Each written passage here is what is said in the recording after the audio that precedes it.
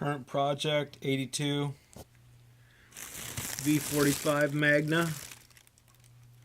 Disassembling it. You can see the rust pits that are in there.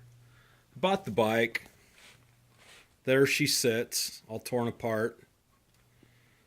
And the engine wouldn't rotate all the way around. Well, I've got it pretty much ripped apart here. I was down to taking off the flywheel before I can separate the block and the transmission apart. So I got to get a special tool that fits down in there to take the flywheel off.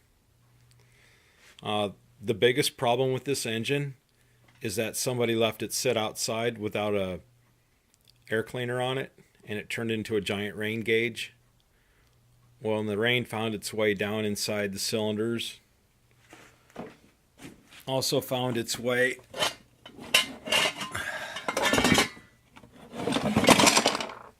to the valves. That makes me sad. That is so rusty crusty that I can't use those heads over. I really don't think I can. They look pretty nasty. That side is not so bad. That side is ever so bad.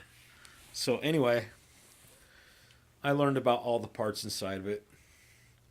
I found another engine. It's going to cost me about $200 for an engine, but I don't think that's too bad.